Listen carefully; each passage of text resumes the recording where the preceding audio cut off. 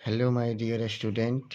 तो आज आप लोग को हम पूरा पैटर्न बता देते हैं एग्जामिनेशन 2023 एग्जामिनेशन ईयर 2023 का जो जेएससी मॉडल पेपर जो जेएससी के द्वारा मॉडल पेपर जारी हुआ है उसका पूरा कॉन्सेप्ट बता देते हैं, कैसे पढ़ना है और कैसे तैयारी करना है, उसके बारे में ये वीडियो है।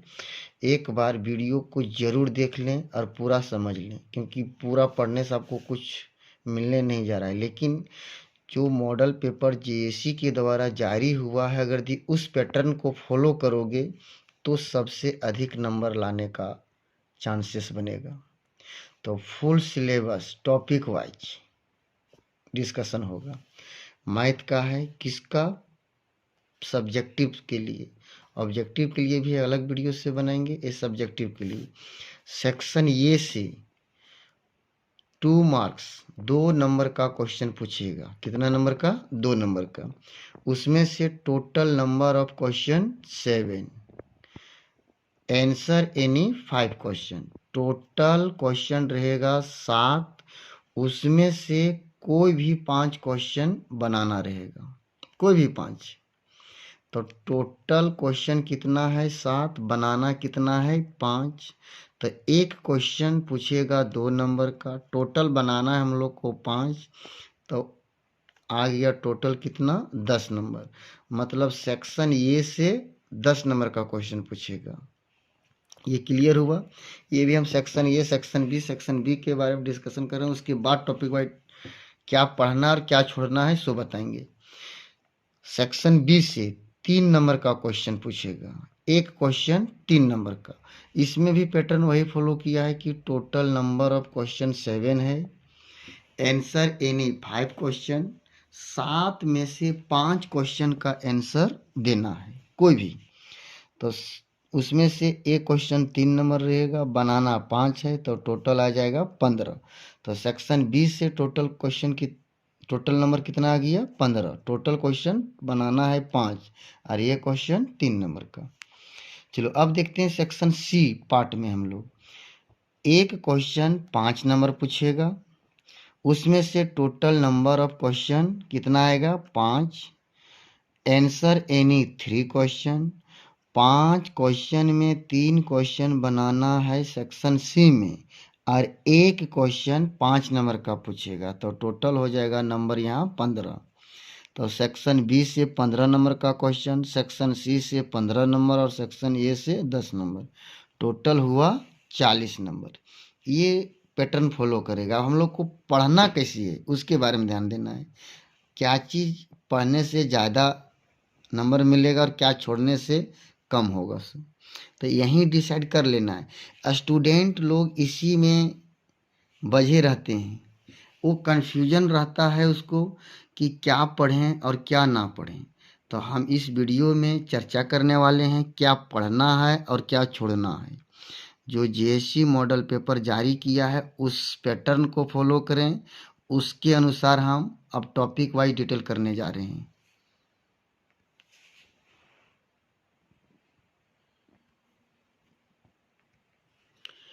अब विद्यार्थी लोग जो बात बोलने जा रहे हैं वो एकदम ध्यान पूर्वक से सुनना। हम लोग को कौन टॉपिक में क्या चीज़ पढ़ना है और क्या चीज़ छोड़ना है। पढ़ना है वही चीज़ पढ़ो। अब समय नहीं बचा हुआ है, जो ज़्यादा दिमाग लगाओगे कि ये पढ़ लेंगे वो पढ़ लेंगे, उससे कोई तुमको कुछ नहीं होने वाला है। जो जेएससी मॉडल पेपर जारी किया है उसके अनुसार तैयारी करो तो बेहतर नंबर ला पाओगे। अब पूरा सिलेबस पढ़ने का टाइम नहीं रह गया है। हम लोग को क्या पढ़ना है क्या छोड़ना है उसके बारे में जानकारी देते हैं। देखो, रिलेशन एंड फंक्शन। तो रिलेशन एंड फंक्शन ये है सेक्शन ए में पूछेगा। सेक्शन ए में पूछेगा रिलेशन एंड फंक्शन। अच्छा, पहले ये भी डिस्कशन कर दे रहे हैं कि सेक्शन ए में कौन कौन टॉपिक पूछेगा, सेक्शन बी में कौन टॉपिक पूछेगा और सेक्शन सी में कौन टॉपिक पूछेगा। तो 2 नंबर के लिए जो पूछ रहा है उसको भी विशेष ध्यान दे करके देखो कि 2 नंबर में है रिलेशन एंड फंक्शन। पूछ रहा है, उसमें रिलेशन फंक्शन में मात्र अगर दी दो चीज के बारे में जान जाते हो, कंपोजिट फंक्शन और इन्वर्स फंक्शन के बारे में, तो इतना यकीन मानो कि यही दोनों टॉपिक से क्वेश्चन रहेगा। 90% चांस है कि यही दोनों टॉपिक से क्वेश्चन रहेगा, और इसमें भी ज़्यादा है तो इससे कंपोजिट फंक्शन जो रहता है एफ फॉग गॉप निकालने का, अधिक इसका चांस है, इसका थोड़ा सा कम चांस है, लेकिन जब भी रहेगा तो यही दोनों टॉपिक से रहेगा। अब यह इन्वर्स ट्रिग्नोमेट्रिक फंक्शन, ये तो एक लौता टॉपिक है, इसमें कोई और टाइप है ही नहीं। हाँ, क्वेश्चन का टाइप मिल सकता है लेकिन टॉपिक का नहीं मिल सकता है। अच्छा, इसमें भी विशेष ध्यान क्या देना है कि जो टेन इनवर्स पर जो क्वेश्चन देगा वो ज़्यादा इम्पोर्टेंट होगा। तो सबसे पहले हम लोग को इन्वर्स ज्योमेट्रिक्स में पढ़ना कौन है, टेन इनवर्स से जितना भी रिलेटेड क्वेश्चन है उसी को पढ़ना है हम लोग को। अधिक चांस रहेगा टेन इनवर्स से रिलेटेड क्वेश्चन पूछने का, बाकी बात उसके बाद साइन है, कॉस है, कॉट है। सेक और कोसेक से बहुत कम रहता है, चांस ना के बराबर रहेगा, लेकिन इसको मान के चलो कि जो भी क्वेश्चन है टेन इनवर्स का उसको हम लोग कर लें तो ज़्यादा होगा और उसी से क्वेश्चन आएगा, इतना उम्मीद करो। अब डिफ्रेंशिएशन, तो डिफ्रेंशिएशन एक बड़ा टॉपिक होता है। तो डिफ्रेंशिएशन यहाँ देखना है कि हम लोग को पूछा किस में है, सेक्शन ए में पूछा है। किसमें, सेक्शन ए में, और 2 नंबर के लिए। तो ये कन्फर्म हो गया कि जो भी जो डिफ्रेंशिएशन क्वेश्चन देगा सो इजी वाला देगा। यहाँ से जो डिफ्रेंशिएशन का क्वेश्चन देगा सो कैसा देगा, इजी वाला क्वेश्चन देगा। टफ वाला क्वेश्चन इसमें नहीं पूछेगा क्योंकि इसमें 2 नंबर का क्वेश्चन है। तो जैसे फंक्शन और फंक्शन नॉर्मल क्वेश्चन दे देगा, या नॉर्मल डिफ्रेंशिएशन दे दे, u by v, u into v, ये नॉर्मल देगा, इसमें टफ नहीं देगा। अब आओ चौथा टॉपिक इसमें पूछ रहा है सेक्शन ए में, एप्लीकेशन ऑफ डेरिवेटिव से। अच्छा, जो जेएसी मॉडल पेपर जारी किया है उसके अनुसार हम बता रहे हैं कि एप्लीकेशन ऑफ डेरिवेटिव दिया है rate of change of quantity से क्वेश्चन। तो यहाँ उम्मीद करो कि इसी से रहेगा, ये rate of change of quantity से रहेगा एप्लीकेशन ऑफ डेरिवेटिव। अच्छा, एप्लीकेशन ऑफ डेरिवेटिव में और टॉपिक है जिसको सेक्शन बी में पूछा है, और उसी में उम्मीद है सेक्शन बी नहीं सेक्शन सी में पूछा है 5 नंबर का।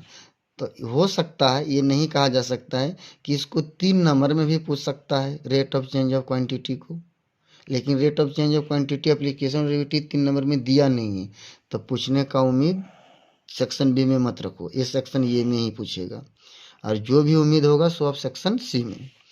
अब देखो इंटीग्रेशन, तो इंटीग्रेशन जो टॉपिक है सो सेक्शन ए में भी पूछा है और सेक्शन बी में भी पूछा है। तो यहीं से अंदाजा लगा कि इसमें 2 नंबर का क्वेश्चन है, इसमें 3 नंबर का है। तो इसमें नॉर्मल वाला क्वेश्चन पूछेगा, इजी वाला क्वेश्चन पूछेगा, सेक्शन बी में थोड़ा सा टफ वाला पूछेगा। तो इंटीग्रेशन जो नॉर्मल क्वेश्चन करते हो वही क्वेश्चन आएगा। अब देखो 3D में कन्फ्यूजन यहाँ है, 3 डायमेंशनल ज्योमेट्री, 3 डायमेंशनल ज्योमेट्री और वेक्टर 2 टॉपिक है। हो सकता है 3D से क्वेश्चन दे, और अगर 3D से नहीं देता है तो वेक्टर से देगा। अच्छा जी, ये सेक्शन ए के लिए है, तो सेक्शन ए में नॉर्मल क्वेश्चन देगा।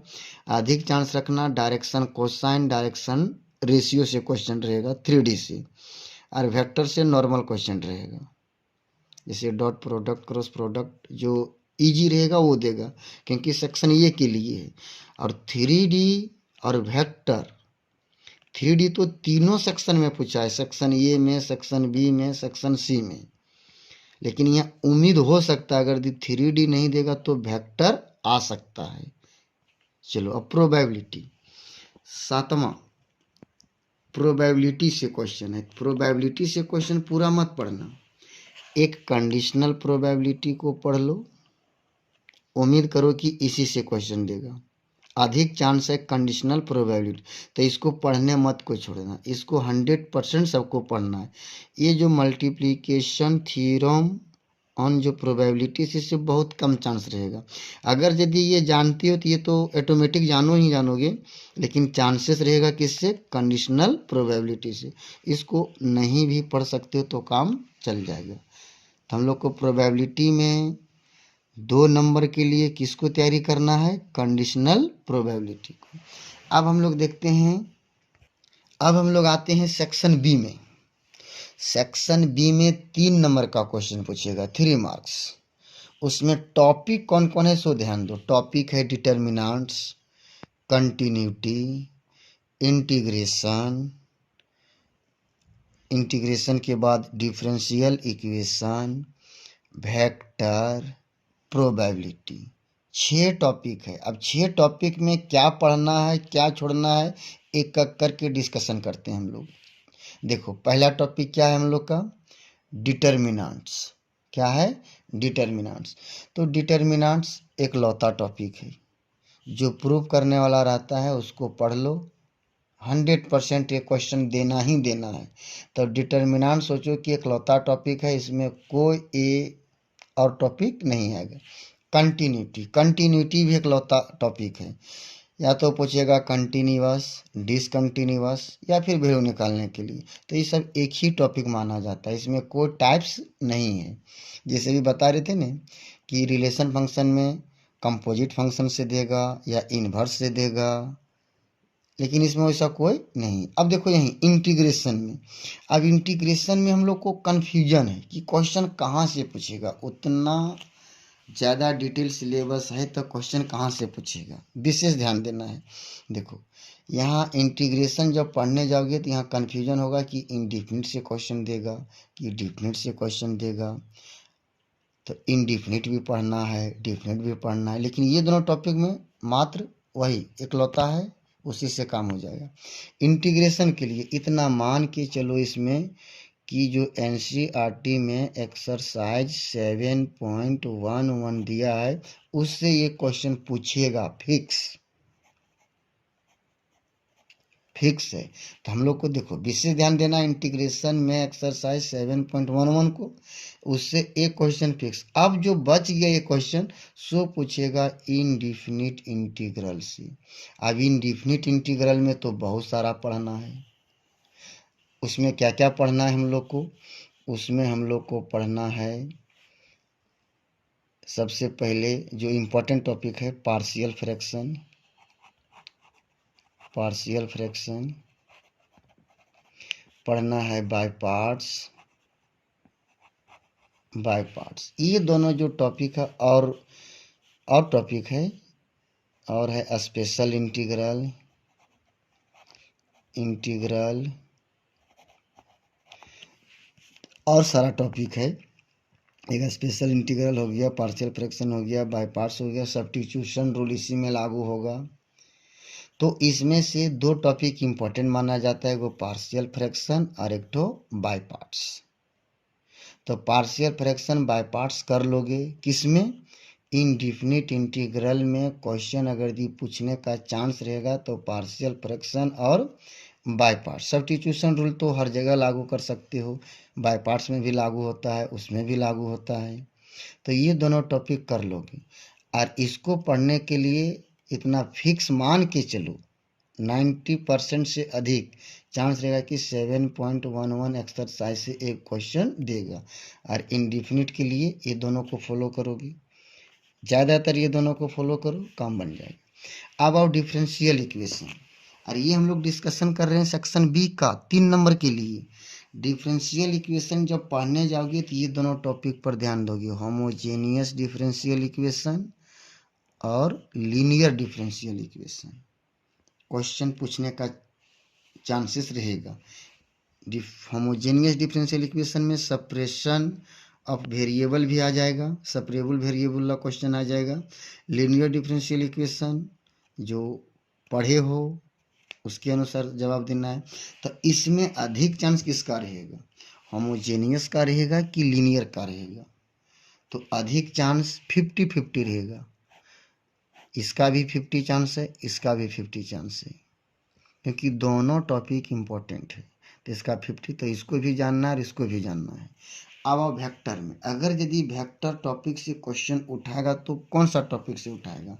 या तो डॉट प्रोडक्ट से उठाएगा या फिर क्रॉस प्रोडक्ट से। ये दोनों टॉपिक इम्पोर्टेंट है, डॉट प्रोडक्ट और क्रॉस प्रोडक्ट। जो डॉट जानता है वो क्रॉस भी जानेगा। अच्छा, कभी कभार अगर ये क्वेश्चन घुमाएगा वेक्टर नहीं दे करके यहाँ से 3D का भी चांस बनता है, क्योंकि वेक्टर और 3D दोनों सोचो जुड़ुआ है। वेक्टर जानोगे तभी 3D को अच्छा से समझ पाओगे। तो अधिक चांस रहेगा डॉट और क्रॉस पर, इस पर कम चांस रहेगा। तो हम लोग को विशेष ध्यान देना है डॉट प्रोडक्ट और क्रॉस प्रोडक्ट। 3D यहाँ ज़्यादा उम्मीद करो कि नहीं पूछेगा, ज़्यादा उम्मीद करो कि डॉट और क्रॉस पढ़ देगा सेक्शन बी में। हाँ, लेकिन 3D सेक्शन सी में कंफर्म देगा, इसमें कंफर्म नहीं है। इसमें मान लो 10% आशा है और इसमें ज़्यादा आशा है 90% किसका, डॉट प्रोडक्ट और क्रॉस प्रोडक्ट का। अब यह प्रोबेबिलिटी पर, हम लोग प्रोबेबिलिटी सेक्शन ए में भी पूछा गया था, लेकिन सेक्शन ए में ज़्यादा चांस था किसका, कंडीशनल प्रोबेबिलिटी का। और यहाँ सेक्शन बी में प्रोबेबिलिटी से ज़्यादा चांस है बेज थ्योरम से और प्रोबेबिलिटी डिस्ट्रीब्यूशन से। हो सकता है कंडीशनल इसलिए दिए क्योंकि कंडीशनल इम्पोर्टेंट टॉपिक है। कंडीशनल का यूज बेज थ्योरम में भी होता है, इसलिए इसको कंडीशनल हो सकता है खाली कंडीशनल से ही दे दे। तो कंडीशनल का यूज बेज थ्योरम में भी हम लोग करते हैं और इसमें भी करते हैं, तो इसलिए हम कंडीशनल यहाँ दे दिए। लेकिन उम्मीद करो कि बेज थ्योरम से ज़्यादा चांस है और इससे ज़्यादा चांस है क्योंकि कंडीशनल तेरा सेक्शन ये में पूछा हुआ है, इसलिए। अब हम लोग बात करेंगे सेक्शन सी का, इसका बात करेंगे सेक्शन सी का। अब हम लोग डिस्कशन करते हैं सेक्शन सी में क्या है। सेक्शन सी में एक क्वेश्चन 5 नंबर का पूछेगा, टोटल क्वेश्चन पूछेगा 5 और बनाना रहेगा 3। पहले देख लेते हैं हम लोग उसमें कौन कौन टॉपिक को चुना है। पहला टॉपिक चुना है मैट्रिक्स मेथड को, दूसरा टॉपिक चुना है मैक्सिमा एंड मिनिमा को, तीसरा टॉपिक को चुना है एरिया बाउंडेड को, चौथा टॉपिक को चुना है 3D जिसको बोलते हैं 3 डायमेंशनल ज्योमेट्री, और पांचवा टॉपिक चुना है LPP मतलब लीनियर प्रोग्रामिंग प्रॉब्लम्स। तो इसमें विशेष करके ध्यान देना एरिया बाउंडेड और LPP, क्योंकि ये दोनों जो टॉपिक है सो इकलौता टॉपिक है। एरिया बाउंडेड का कोई प्रकार नहीं है, जो है सो अपने में। LPP तो एक ही एक्सरसाइज है, एक ही कॉन्सेप्ट है, तो इससे 100% क्वेश्चन पूछेगा, इससे 100% क्वेश्चन पूछेगा। तो हम लोग को विशेष ध्यान देना एकलौता टॉपिक पर जिसका कोई टाइप्स और नहीं है। एरिया बाउंडेड अपना एक ही टाइप है, LPP एक ही टाइप है। चलो, जब हम लोग मैट्रिक्स मेथड अगर दिए तैयारी करने जाते हैं तो उसमें संभावना है कि अगर यदि मैट्रिक्स मेथड नहीं दिया तो इन्वर्स मैट्रिक्स दे सकता है या फिर एडजॉइंट ऑफ ये मैट्रिक्स दे सकता है। ये देखो यहाँ संभावना बन गया। अधिक चांस है मैट्रिक्स मेथड का, लेकिन संभावना है कि अगर ये नहीं पूछेगा तो इन्वर्स मैट्रिक्स से पूछ सकता है, नहीं तो एडजॉइंट ऑफ ये मैट्रिक्स से पूछ सकता है। अब आओ मैक्सिमम, मतलब मैक्सिमा बोलते हैं और मिनिमम, मैक्सिमम और मिनिमम। तो मैक्सिमा मिनिमम से अगर यदि नहीं अगर दी क्वेश्चन पूछता है तो पूछने का उम्मीद कहाँ जाता है, इंक्रीजिंग एंड डिक्रीजिंग फंक्शन से या फिर टेंजेंट एंड नॉर्मल से। ज़्यादा उम्मीद है मैक्सिमा मिनिमा का। अगर यदि नहीं पूछता है, थोड़ा बहुत कभी कभार जैक क्या करता है क्वेश्चन घुमाता है, तो उस टाइम इंक्रीजिंग डिक्रीजिंग से देगा और टेंजेंट नॉर्मल से दे सकता है। एरिया वन तो बोले कि 100% इसी से पूछेगा। अब 3D में आ जाओ। 3D में क्वेश्चन भले मॉडल शीट जो जारी किया है तो एक क्वेश्चन दिया है, लेकिन उसमें संभावना किस किस क्वेश्चन का हो सकता है। एक वेक्टर फॉर्म में पूछ सकता है, अगर दी वेक्टर फॉर्म में अभी जो जारी किया वो दिया हुआ है। अगर दी वेक्टर फॉर्म नहीं देकर के हो सकता है कार्टेशियन फॉर्म पूछ दे, या ये दोनों में से नहीं पूछता है तो प्लेन से क्वेश्चन दे दे। तो 3D में संभावना बन रहा है कि अगर यदि वेक्टर फॉर्म नहीं दिया तो कार्टेशियन देगा, कार्टेशियन नहीं देगा तो प्लेन। तो हम लोग को श्योर और सक्सेस होने के लिए सबसे इकलौता topic LPP, area bounded, continuity, determinants, और सेक्शन ये से लोगे तो इन्वर्स ट्रिग्नोमेट्रिक फंक्शन।